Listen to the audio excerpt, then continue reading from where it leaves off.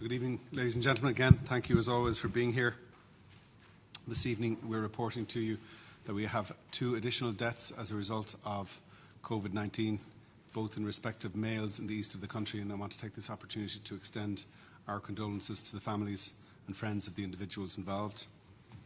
We're also telling you that we have an additional 215 cases diagnosed since yesterday, bringing our total to 1,012 cases diagnosed in this country. As you know, we give a more detailed breakdown as it were, the night before last. So as of midnight on Saturday, of 836 cases, 55% of them were male. The median age was 44 years. They covered 37 clusters of infection involving 210 cases. 239 of them have been admitted to hospital at some point, but again bear in mind that in many cases that would have been for public health reasons, as that was our policy for a period of time. 25 people have been admitted to intensive care. 208 or 25% approximately are healthcare workers, and in their distribution around the country, all counties have experienced at least one case. Dublin has experienced 471 or 56% of that total, and 45% of the total represents transmission as community transmission. Globally, there's been 332,935 cases with 14,510 deaths across 190 countries.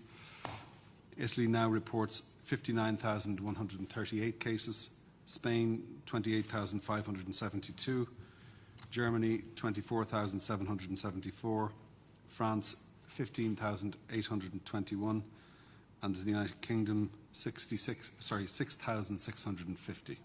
6650. We've mentioned to you that from time to time, about twice a week, we do market research looking at some of the important measures that we have recommended, the level of understanding, compliance reported among the public. And today we have research that shows 93% of people report that they are washing their hands more. 88% say that they are staying at home more. That's an increase from 78% the last day, so that message getting further through. 84% report that they distance themselves in line with their recommendations if standing in a queue. 71% say that they are now more likely to sit further apart, and that's an increase from 54%, the figure I gave you last week. 75% report that they know the steps to take in the event that they experience symptoms. Just in terms of additional things, you may be aware that the ECDC has now published new guidance in relation to social distancing, which the WHO is recommending we now start to call physical distancing. We'll be giving further consideration to that at our NEFIT meeting tomorrow, where we'll review the various measures that are in place, look at ways in which we may need to reinforce some of those measures, what, if any, next steps there may be, and what our continuing public health advice needs to be. And we're happy to take any questions that you might have now.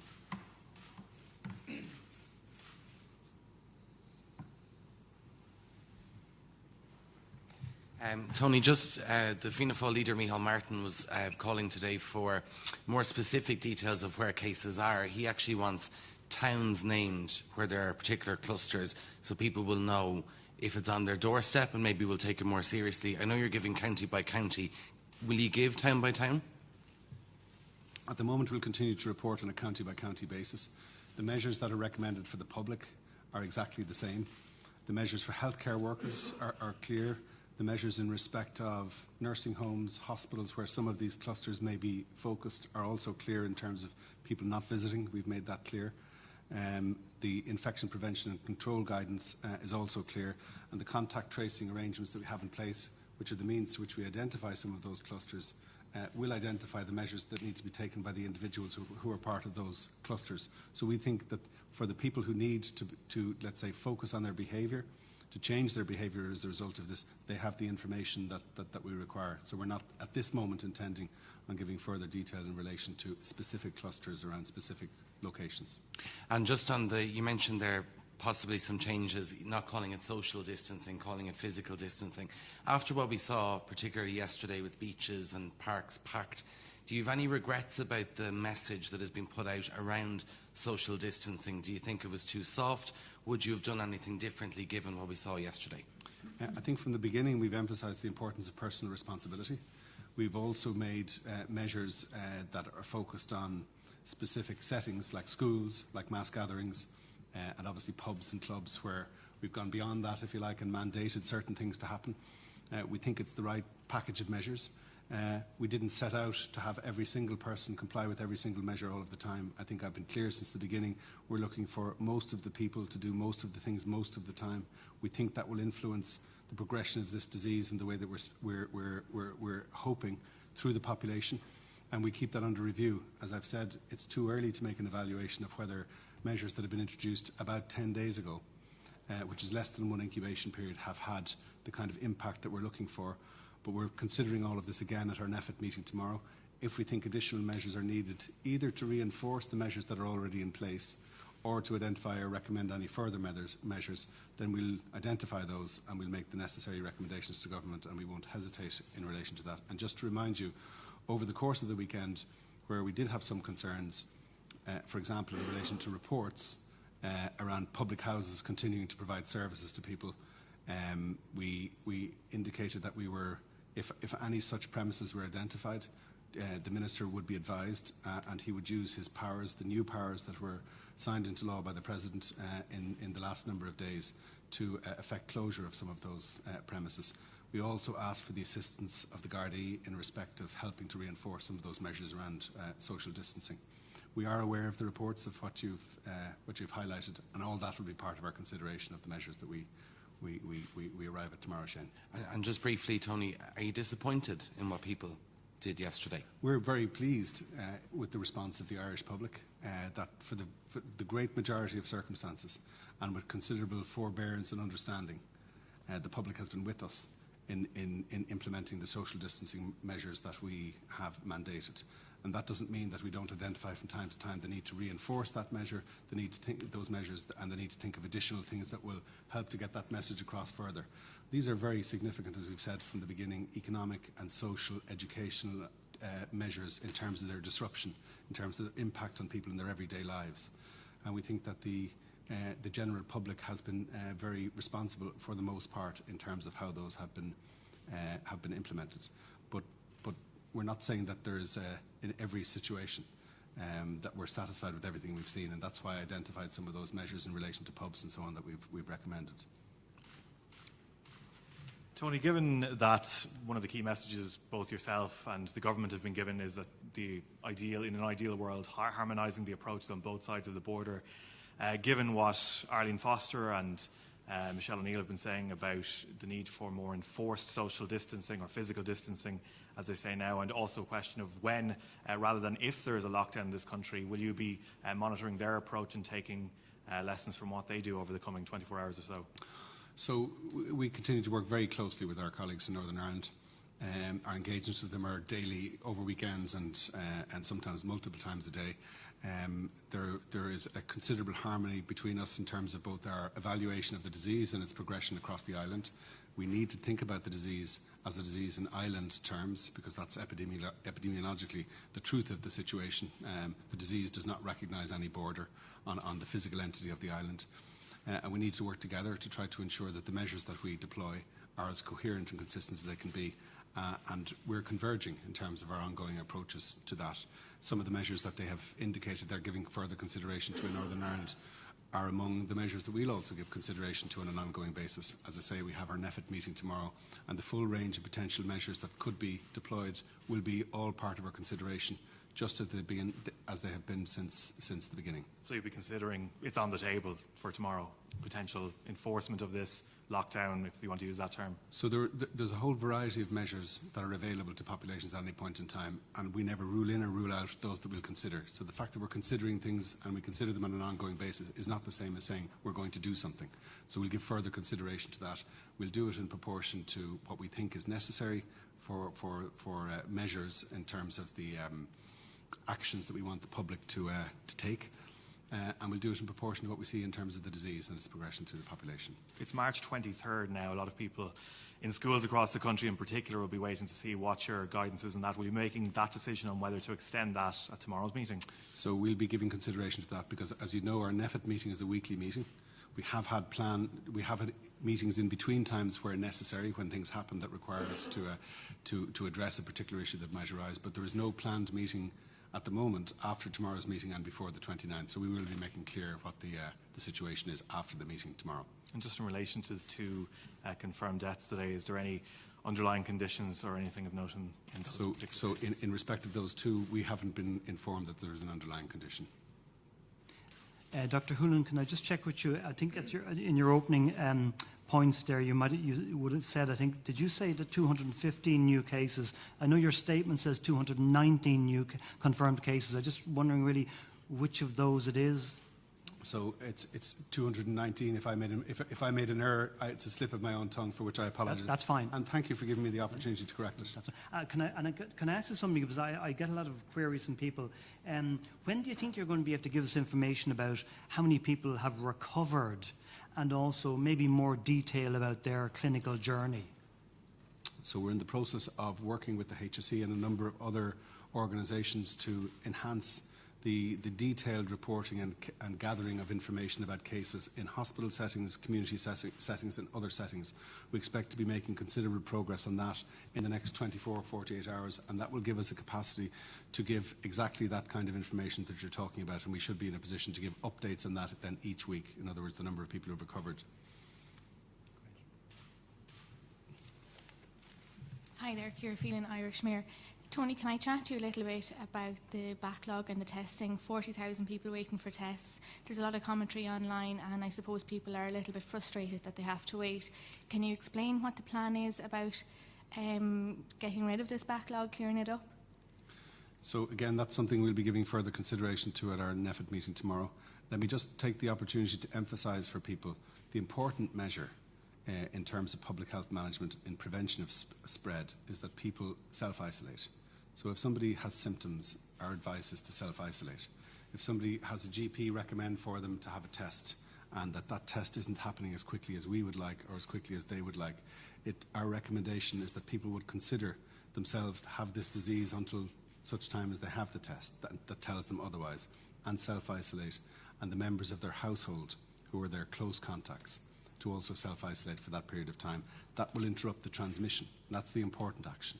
This is not a test like a diagnostic test that requires a further piece of information to identify what treatment is necessary for an individual.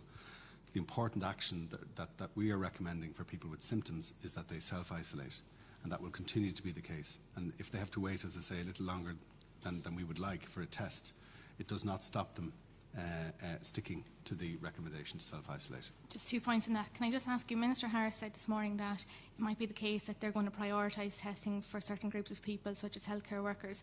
Who else would you be including in that certain groups? So we want to try to continue to test as quickly and as broadly as possible. That is still our policy. There has been challenge in getting, if you like, the capacity of our laboratories as well as the testing capacity and swab kits and so on up to a level that would give us the capacity that we require. We know that there's been a very significant increase in demand for testing. It runs to tens of thousands a day. It's a very significant demand, and that has resulted in some pressure on those services. And in that context, clearly we'll want to ensure that people who have clinically advanced disease, who are in hospital or admitted to hospital, that those would be the ones who would be highest priority from our point of view. Okay. And finally, just again some clarification over some people that have messaged in that are confused. If someone within their household has confirmed to have Covid-19, what's the interaction? Is that person to stay in their bedroom? Are they to be isolated to one particular room? Can you give some clarity around if there's, we'll say, a family of 5 living in the house and one is tested positive? Again, there's very specific guidance on this on the HSE website for anyone who's in this position, but the guidance in broad terms says that if you're a confirmed case, yes, you should as much as possible maintain yourself to one room and keep yourself away from other family members in as much as that is possible. Now there's much more detailed guidance on that on hse.ie around use of bathrooms, around sharing utensils, sharing towels, etc. But yes, as much as possible, the person who's a confirmed case should keep away from the rest of the family. Okay, last question, sorry. I was speaking to a doctor yesterday who is nearly 6 months pregnant. She's been told that she has to stay on the front line. She's very nervous about, obviously, her pregnancy. We have seen a couple of cases of the coronavirus in babies. So I was just wondering, what's the message to the concerned? We've had a few messages into the Irish Mirror as well. What's the message to concerned women that are pregnant who have been told that they have to stay on the front line? So I think each individual person has a unique set of circumstances that are unique to them, and they need to, in the first instance, discuss that with their employer or with occupational health in the setting that they're in. We can't speak here to an individual case or an individual story, but certainly if someone has concerns, there should be a clear avenue to discuss those concerns in the first instance within their own institution. Okay, but should pregnant women be working in hospitals when there's an outbreak of coronavirus, and should pregnant women be dealing with coronavirus patients? So, again, it depends on the specifics of the circumstance, but my understanding is that there's clear guidance out there, but again, that guidance is in general terms, and it will depend on the specifics of a particular woman's case. And So- any individual in that situation should be seeking advice from the Occupational Health Department within the Health Service as well. Okay.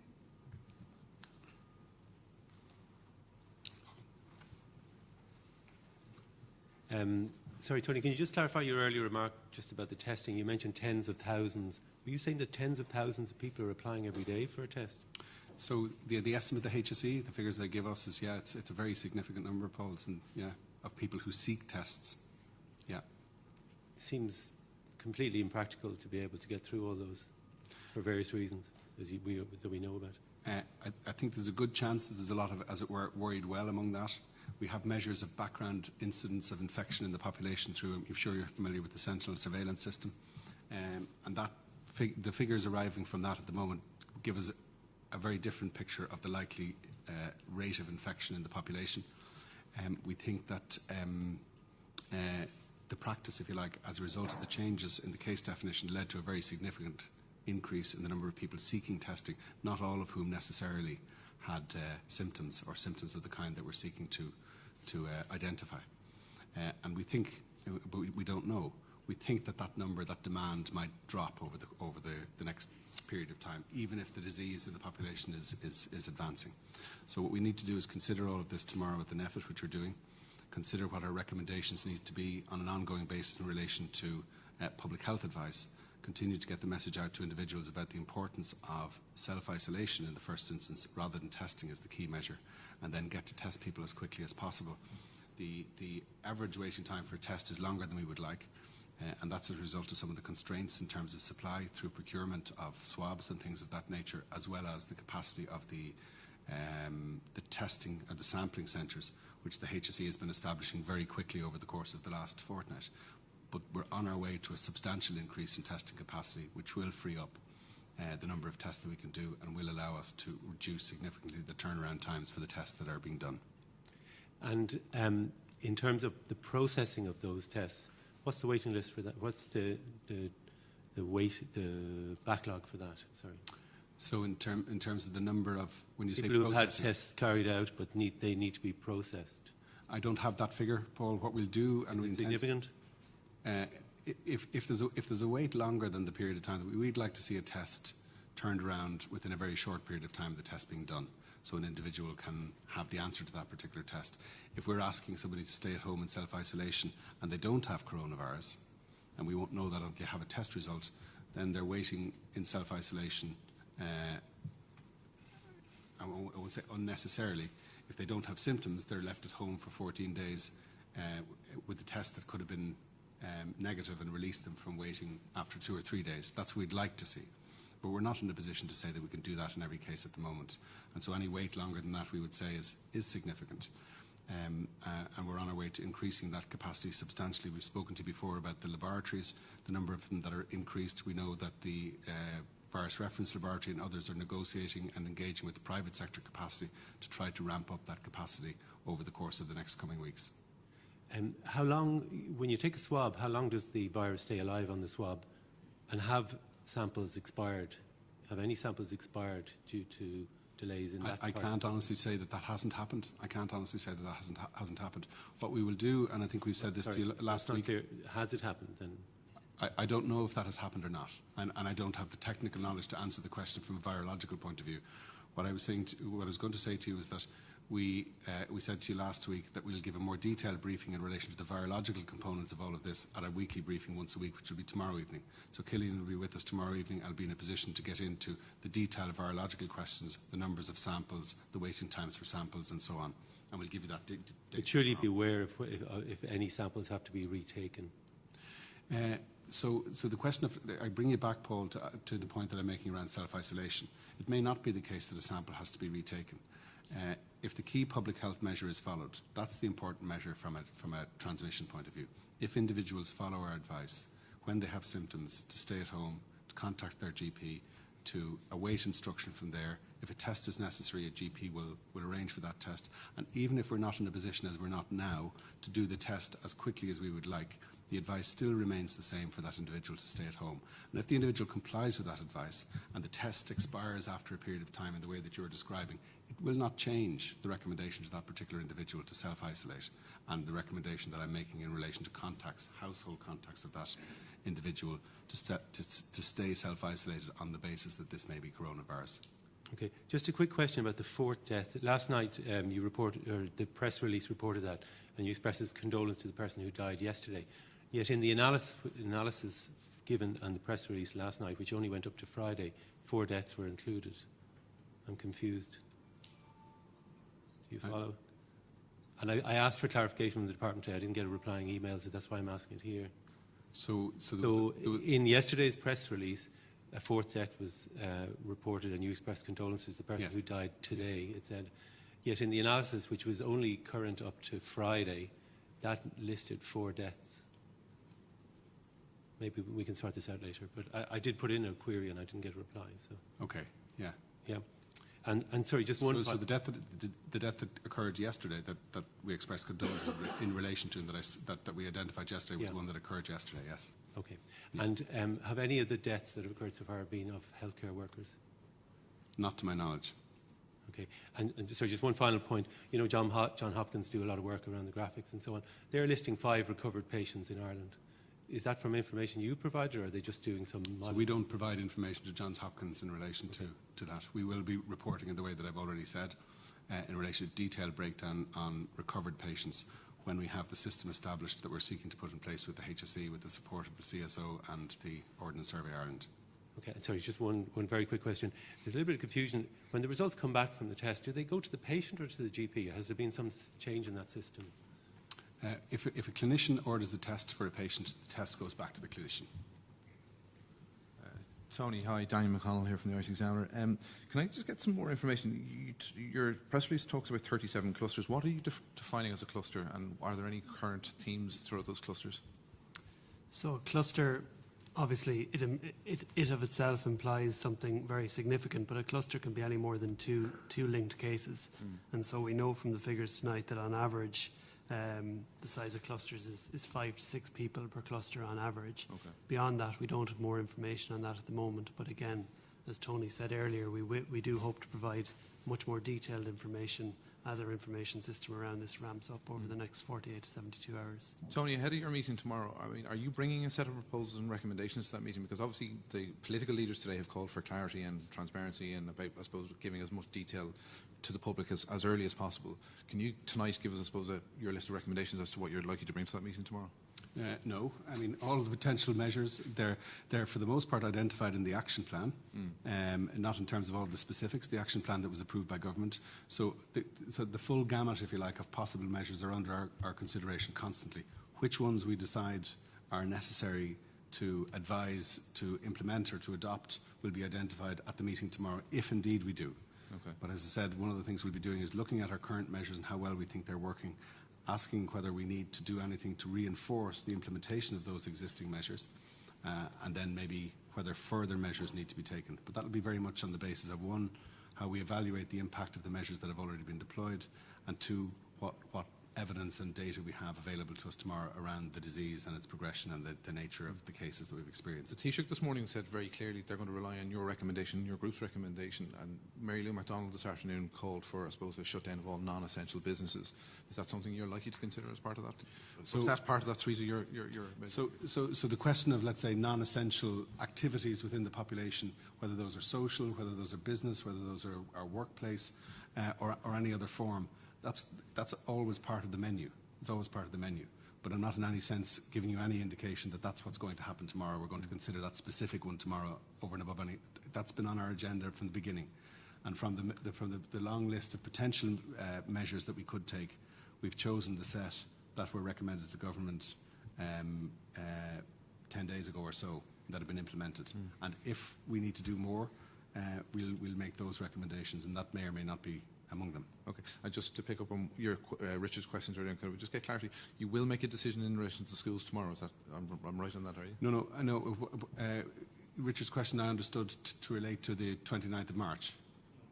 That's correct? Yeah. So yeah.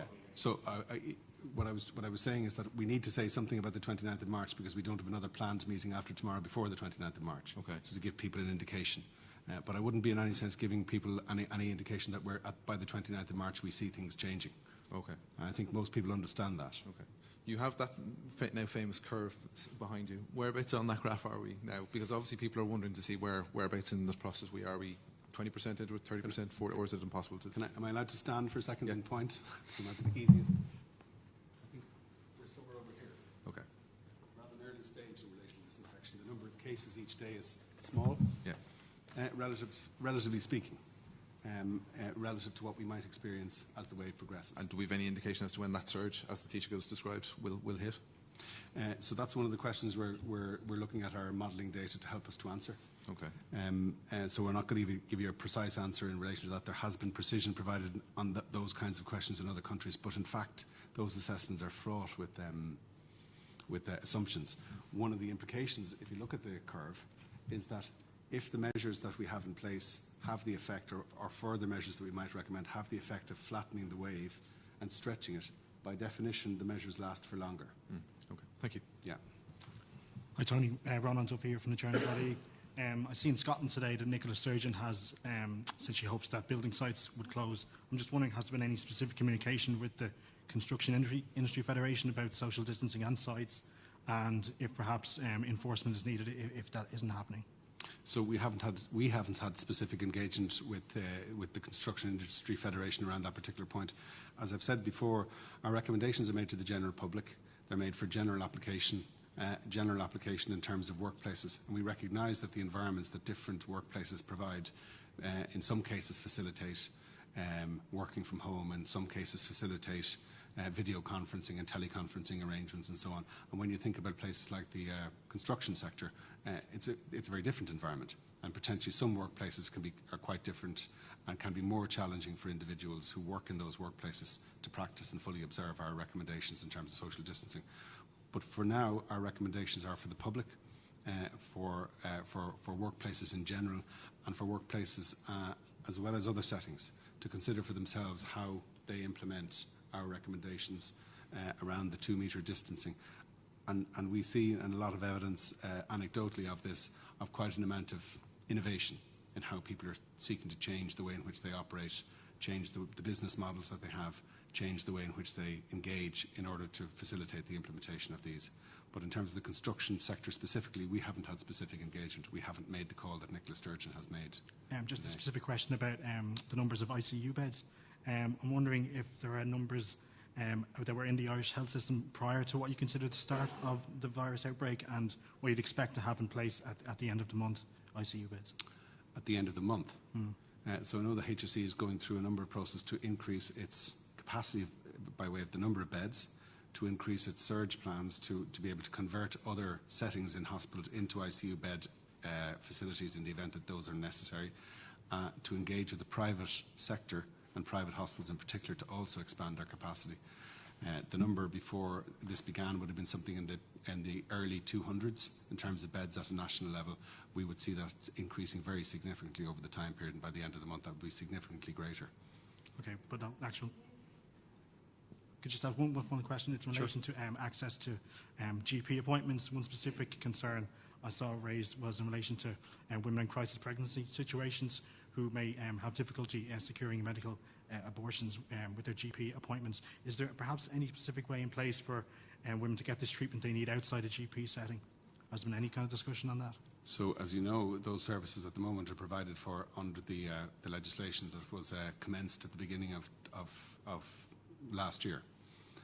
And there are very specific requirements in terms of the individuals, in terms of seeking access to those. So there would need to be a change in the law made in the first instance for that to happen. Yeah, there was recommendations today. I think Breed Smith was suggesting that the government look at those things. I'm wondering, has the government sought any advice from the department about that? No. So we haven't given any specific advice to government around that very specific issue. Okay. Just in relation to the 2 new deaths today, so sadly another 2, and now we've 6 here. Can you tell us the ages of those 2 individuals? No. It's not identifying, I understand confidentiality is paramount, but we're not identifying anyone. The reason I ask is because there is a lot of talk out there that this only affects the elderly. So I'm just wondering the ages of those that had passed. Just to deal with the point, this is not a disease that only affects the elderly, and it's not a disease that only affects those with underlying conditions or who are otherwise vulnerable. But it is a disease, the impacts of which are greater among people who are older or among people with specific underlying medical conditions. The reason that we're not giving the detail about ages is because the numbers are still very small. But as Could you give us an age bracket? As we expect to see an increase in the number of deaths, we'll then begin to report deaths by age bands, so you'll be able to see the age distribution. So we didn't give you ages in relation to cases when those new cases were identified at the beginning as they started to come through in small numbers. But we now give you a breakdown in detail, specifics by age bands, and give you an overall median age to give you a feel for the age of the population of people who pick up the disease. And when we have more deaths, as I think we will have more deaths in this country as a result of this particular infection, we'll be able to give you that information. Do you not think it might be wise now, in order to get people like what we saw at the weekend with a number of people gathering, if there is a case that someone has sadly passed away that his age was, say, in the 35 to 44 age bracket, that might be wise to tell people now. It might drive people to stay in their homes. I think the key message that we want to get to younger people is that it's a disease which is more likely to be milder among younger people, but their behaviour is important, not just in protecting themselves, but in protecting family members or others in their community who are either older, it could be their parents, it could be their grandparents, or it could be ill relatives within their families. The importance of them following our social distancing and other recommendations, our personal behaviour recommendations. We think those are the important measures to get across, or the important messages to get across for young people. And finally, then, I do want to kind of emphasise in saying that, and this is an important point, that in saying that we expect that people have that people hear the message and behave responsibly, and to accept responsibility and personal responsibility for how they behave and how that influences other people. It's also important, though, that we make clear that people are not to blame for the passing on of this infection. So this is an infectious disease that is easily transmitted from person to person, and people will pick this infection up. And by saying that we're encouraging people to take responsibility and to behave in line with our recommendations, it's also important that people don't hear a message that they're to blame for the fact that they've passed on an infection to another person within their family. And finally, the 2 deaths, could you tell us if there were community transmission? Did they travel from abroad? Can you give us an insight into those details? No, we don't have that information. So we've given you the amount of information that we're prepared to give you in relation to those at this moment in time.